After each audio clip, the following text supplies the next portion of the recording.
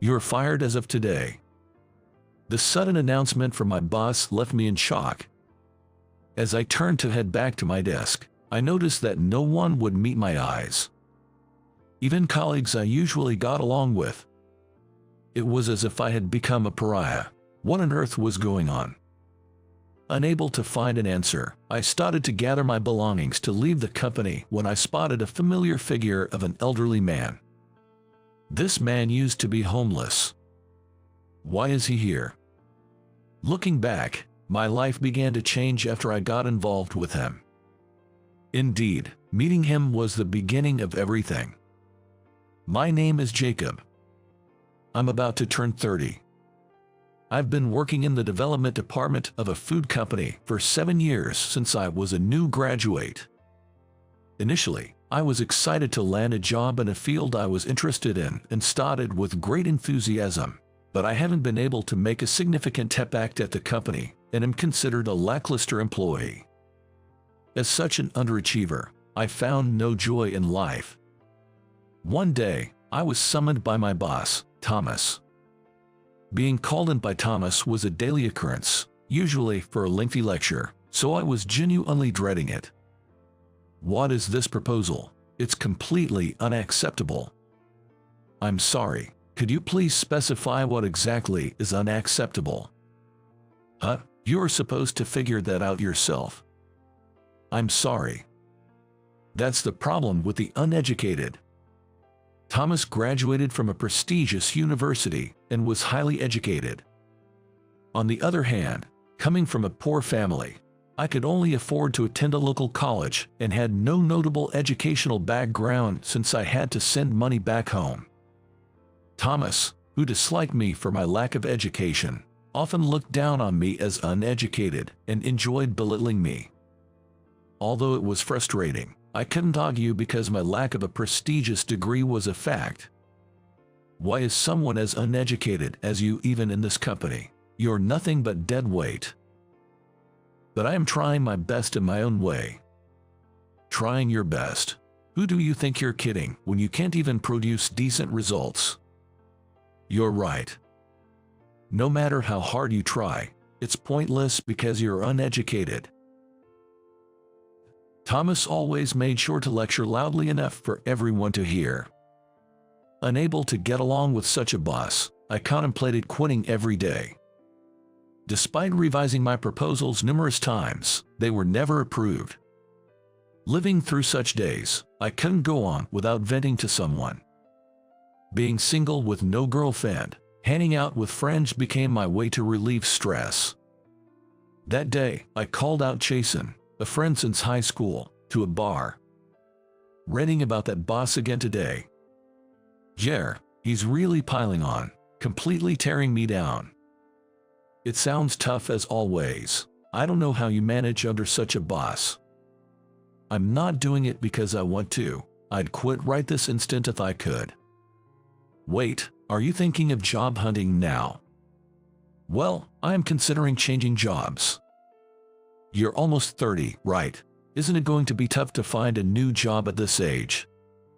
Lately, I've been looking at job sites and ads, but most of them are for new graduates and young professionals or looking for individuals in their 20s for career development, highlighting age restrictions. Yeah, you might be right. If only I had decided to change jobs sooner. Jason, you've been a freelancer since you quit your job, right? Don't you ever think about becoming a full-time employee again? I don't think so. Freelancing is easygoing. Plus, I have no desire to get married. I do want to get married someday though. Then wouldn't it be safer to stay at your current company? I guess so. Or what about transferring to a different department? But the department I'm in now is the closest to what I want to do, if only it weren't for that boss. At times like this, I wish the troublemakers were the only ones who got transferred. Exactly. I wish I could go to work tomorrow and find that my boss is gone. As we exchanged such thoughts, the drink seemed extra special, and we couldn't help but drink more than intended. Knowing that it would affect my work the next day, I still couldn't stop because I was having too much fun. and we continued drinking past the last train. The day after drinking with Jason. As expected, I was plagued by a hangover and couldn't focus on work at all. Perhaps because of that, I felt like Thomas was picking on me more than usual. His verbal abuse was terrible, and he even told me to just go home. I really wanted to leave, but lacking the courage to do so, I tried my best to work. Of course, I couldn't finish my work by the end of the day, and before I knew it, it was almost time for the last train. I don't think I've ever felt more uncomfortable at the company than I did today. When I finally caught the train and got off at my station, it had started to rain. Since I always kept a foldable umbrella in my bag, I took it out and headed home. On my way home, I found a young man crouching in the rain. His hair and clothes were soaking wet, and he seemed to be shivering from the cold. I couldn't just walk past him, so I offered him shelter under my umbrella. "Are you okay?"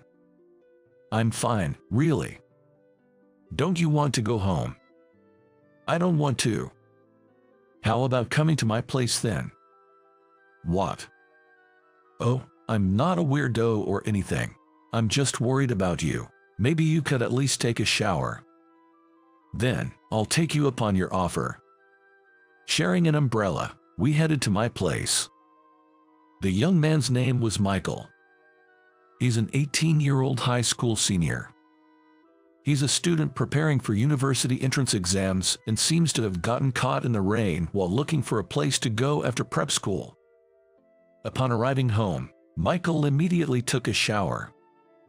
When I checked his clothes to watch it, his ID card was in the pocket, and I found out that he attends a high school known for its high academic standards.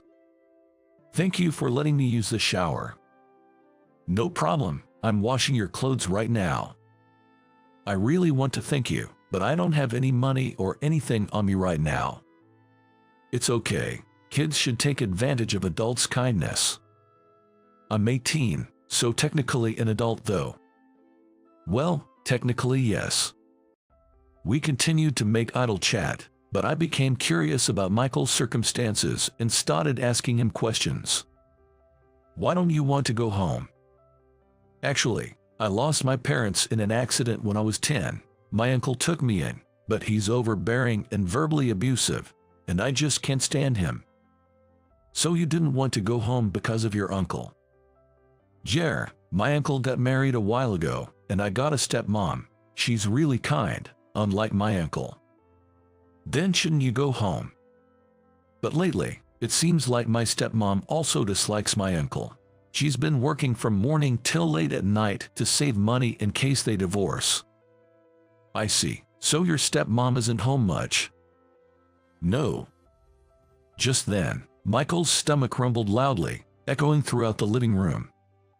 Embarrassed, he turned red in the face. Realizing that I hadn't had dinner myself, I decided to cook something. Though I was anxious about whether he would like my dish since it was made with leftovers and based on my own original recipe. However, the moment he tasted the dish, Michael's eyes lit up. "What's this? It's really delicious." "I'm glad you like it." "What's this dish called?" "I've never had anything like it before." "It's kind of my own creation. I just threw together what I had."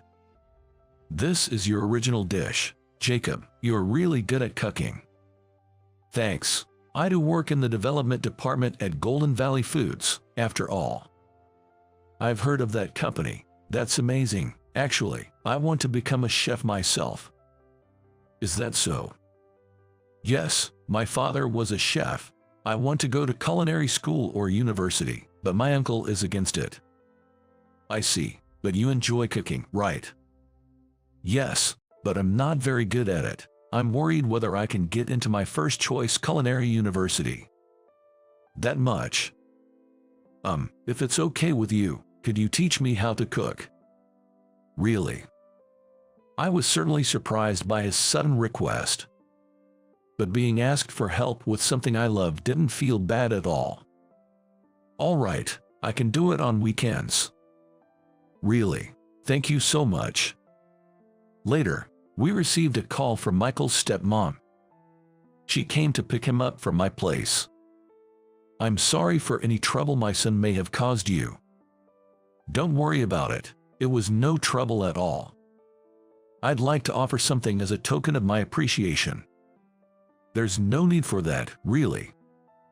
In that case, why not have my mom join us for the cooking class? Cooking class. I explained to Michael's stepmom about the conversation I had with him. I couldn't possibly impose on you, Jacob. It's no trouble at all. If I can be of help to Michael, I want to. I'd like you to try the first dish we make in our cooking class. All right then, I'll be looking forward to it. Likewise, please take care. And so, our cooking classes began at my place the following week. Energized by the upcoming cooking classes, I started bringing my own lunch to work instead of eating at the cafeteria, as I had done until now. Waking up early was tough, but it saved money and allowed me to experiment with new recipes, killing two birds with one stone. However, it seemed not everyone was pleased by this change. Bringing your own lunch, how pathetic. I'm just trying to save money. Ah, the plight of the undereducated, earning so little they must skimp even on lunch. How pitiful. I don't see it that way. I had a steak sandwich along with soup, salad, dessert, and coffee as well. You need a meal like that to get through the afternoon, don't you think? That's imbalanced and a bit too much.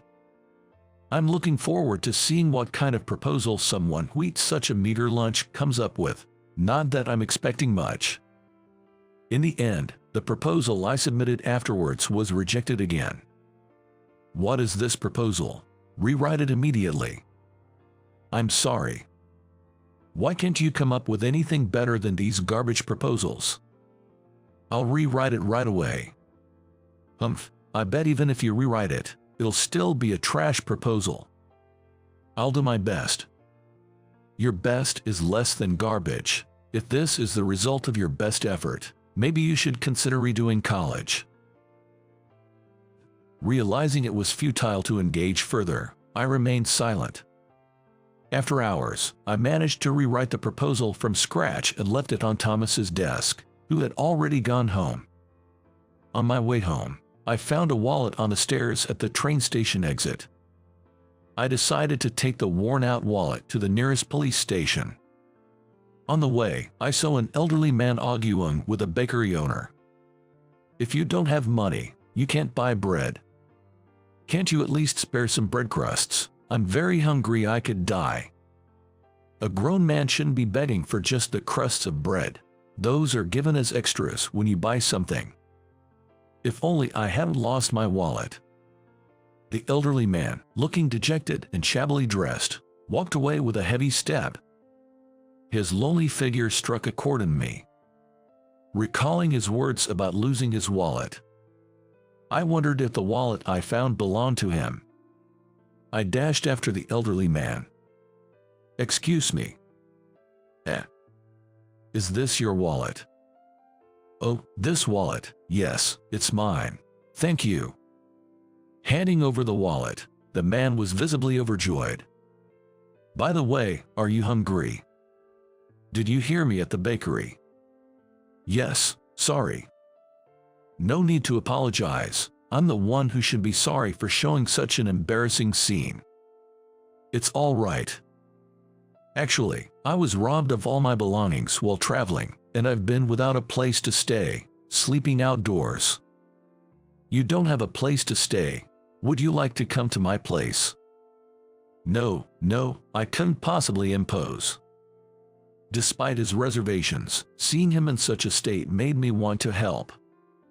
However, remembering my recent outings and the upcoming payday, I realized I didn't have much money. Worried about affording a meal for two, I optimistically thought it would work out somehow. My place is nearby, please, come with me. Well, if you insist, I'll accept your kind offer. Inviting the elderly man home, I prepared a meal for him. Reminiscent of the time I cooked for Michael. I'm not sure if it's to your taste, but please enjoy." Despite his hunger, the elderly man didn't immediately start eating. I was puzzled by his prolonged gaze at the food. Could he have guessed that the meal was prepared on a tight budget? As these thoughts filled me with unease, he finally began to eat. His expression turned to one of amazement. "Delicious. Do you like cooking?" "Yes, I work in the development department at Golden Valley Foods, so I'm quite skilled in the kitchen." "Is that so? No wonder it's so delicious." The elderly man finished his meal in the blink of an eye. "Thank you for the meal. If you can cook such delicious food, you must be doing well at your company." "Not really. I actually don't get along with my boss, so I'm not appreciated much." "Is that so? Such a waste for a talent like you. How do you not get along?" I shared with the man how Thomas usually behaves.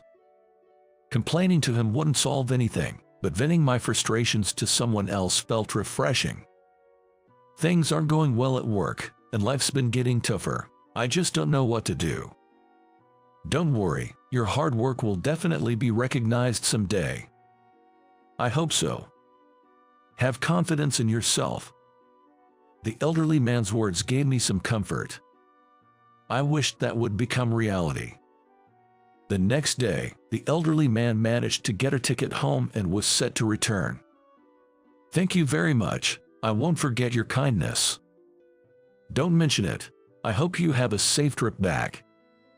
With that, the elderly man left. On Sunday, Michael and his stepmom came to my house. It was a bit nerve-wracking teaching someone else how to cook for the first time. Despite his self-criticism, Michael was above average at cooking. He even eagerly shared his own recipes. I gave him advice on how to make his recipes even tastier. "Jacob, you're amazing. The dishes taste so much better with your advice." "Do you think so?" "Definitely. It's really delicious." "Thank you." "Mom, try this dish. I made it." "Yes, it's very tasty." "Really? I'll work hard to make even tastier dishes." Watching the two of them warmed my heart. The cooking lessons continued for a while. When leaving, Michael's stepmom handed me an envelope with cash. "Thank you for today. It's not much, but please accept it." "No, I can't accept this." "I hope you don't take offense, but I thought you might be teaching Michael to cook because you're struggling financially." She hit the nail on the head. Probably, the Spartan look of my apartment gave away my financial difficulties. "Please accept it. We'll cover the cost of the ingredients from now on." "It's okay. I'm doing this because I enjoy it." "Jacob, you are so good at cooking. You could probably earn more if you changed jobs." "I've thought about it, but I've decided to stick with my current company." "I see. I have a feeling things will work out for you at work." "I hope so." "Do you work for a culinary company, Jacob?" "I work at Golden Valley Foods." "Golden Valley Foods?" Michael's stepmom seemed surprised. Michael mentioned he knew it, but is it really that surprising of a company? "Why are you so surprised?" "My husband works for the same company." "Really? That's quite a coincidence." "But my husband isn't as good at cooking as you." "Jacob, you're better at cooking than my uncle, and you will surely succeed in work too." "Thank you. I'll do my best at work." Encouraged by the two of them, I felt more motivated to work harder. Then, on Monday, for some reason, President Harrison was in the R&D department. I panicked internally, wondering if I had made some serious mistake for Mr. Harrison to come all the way to the R&D department. However, after asking other employees, I learned it was just an inspection. Still, it was rare for Mr. Harrison to come for an inspection. Unaware of Mr. Harrison's presence, Thomas, who was a bit late to work, called me out as usual. "Hey, the proposal you left on my desk last week, you submitted another piece of trash." "I'm sorry." "Seriously, you are so useless." Rewrite it immediately. Yes. Thomas was about to throw the proposal I submitted into the trash can when Mr. Harrison intervened, seemingly interested in the content of the proposal. Wait a moment, Thomas, could you show me that proposal too? Yes, of course. Mr. Harrison reviewed the proposal with a serious expression. Meanwhile, Thomas kept grumbling about the proposal. This proposal is totally worthless. He always submits proposals like this, and it's always a problem. No, I think it's very well done. What? What? I was speechless with joy at Mr. Harrison's unexpected praise. This proposal is fascinating. I definitely want to commercialize it. Really? Yes, I believe this product will definitely sell. I've been waiting for such a proposal. Thank you so much. Following this incident, the product I proposed was unexpectedly commercialized. After that, Thomas stopped verbally abusing me. Thanks to that, the work environment became more pleasant, and with the bonus I received, my life started to have some leeway. I never imagined my work would be recognized so quickly. I thought I would continue to lead a happy life without any problems, but that didn't last long. Then, on the weekend, that day, Michael came to my house to learn cooking as usual. After successfully finishing the cooking class, I walked Michael to the station. Hey, Jacob, what are you doing around here? On the way back from the station, I ran into the last person I wanted to meet. I couldn't just ignore him since he was my direct superior. I decided to greet him and head home quickly. Hello, I'm in a hurry, so? Wait a minute, haven't you been getting cocky at work lately? Not at all. Getting favored by Mr. Harrison and having your proposal accepted, you're getting a little too full of yourself. It was just a coincidence. What's with that response? This is why I can't stand people with low education. As I was troubled, a woman approached and spoke up.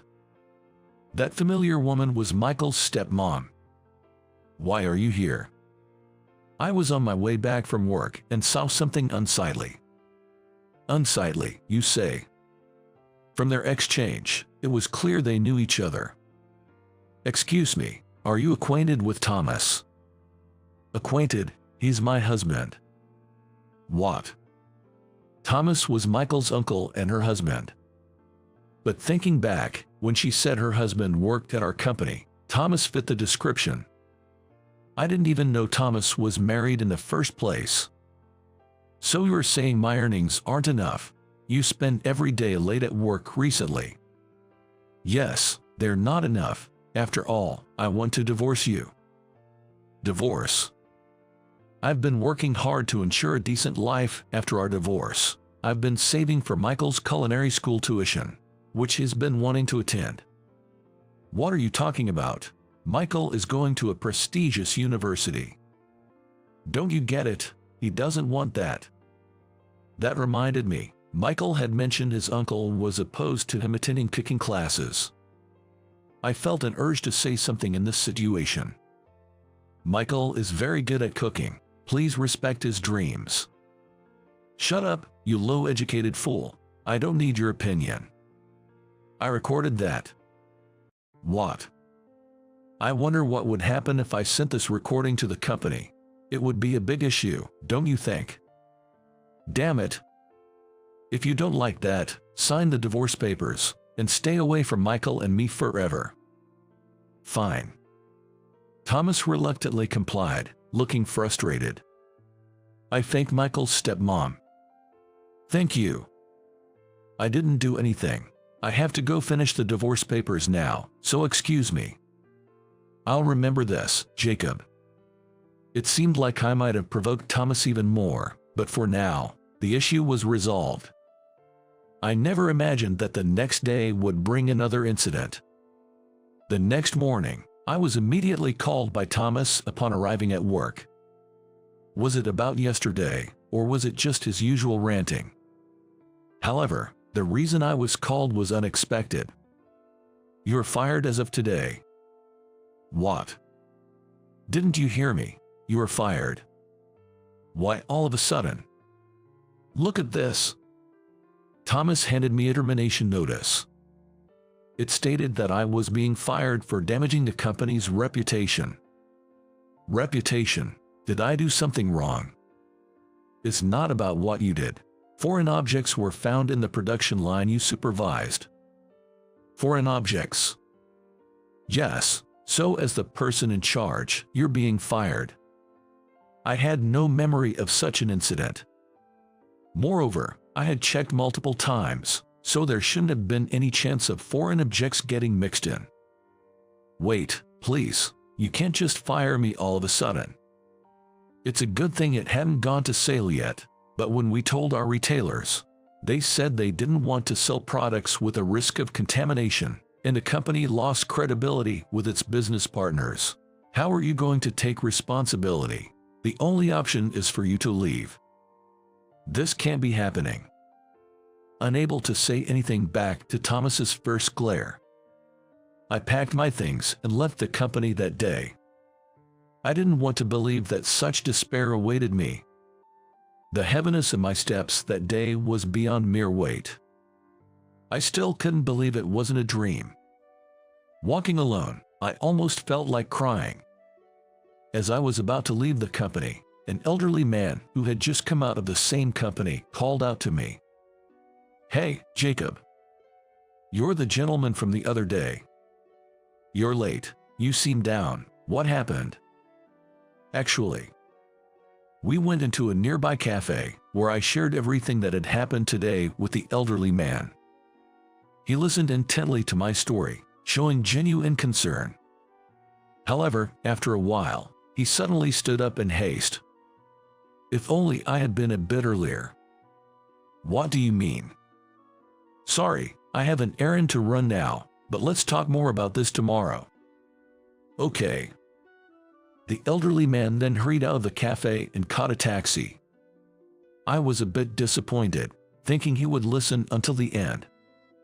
Yet, his words "let's talk more tomorrow" caught my attention. Would the elderly man be around here again tomorrow? Pondering this, I walked home alone. From the next day, I started seriously looking for a new job. Previously, I had only casually browsed job sites, but now I began actively job hunting. Then, my doorbell rang. Upon opening the door, there was a large black luxury car parked outside. And there he was, that elderly man. "I need you to come with me to a certain place. Will you join me?" Yes. Surprised by the sudden request, I quickly got ready and hopped into his luxury car. To my surprise, we ended up at my former company. But I was fired from the company yesterday. Don't worry about that for now, just come with me. I followed him quietly. And we ended up at the president's office. "Excuse me, Mr. Harrison, may I have a moment?" "Yes, what can I do for you?" Mr. Harrison spoke respectfully to the elderly man, who seemed quite casual with him. "Who exactly is this elderly man? Did you look into this young man's situation?" "Yes, it appears to be the work of his direct supervisor, Thomas." "I see. Can you elaborate?" "It seems Thomas didn't take kindly to his achievements and sabotaged him. We found evidence on the surveillance footage." "Interesting. Please call this Thomas immediately." "Understood." I could hardly keep up with the situation unfolding before me. When Mr. Harrison returned with Thomas, Thomas seemed to realize the gravity of the situation and immediately apologized. "I'm deeply sorry. An apology won't suffice. What are you going to do about this?" "I won't ever do such a thing again." "That's the least you could do." "Thomas, there's another person here you owe an apology to. Apologize to Jacob properly." "Yes, I sincerely apologize. I never imagined the day would come when Thomas would apologize to me." His apology brought me some relief, but there was more to come. You've also been verbally abusive to Jacob on a daily basis, haven't you? How did you know that?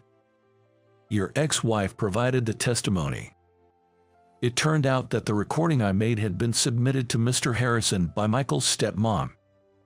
After causing such problems, you cannot stay in this company. You're the one who's fired.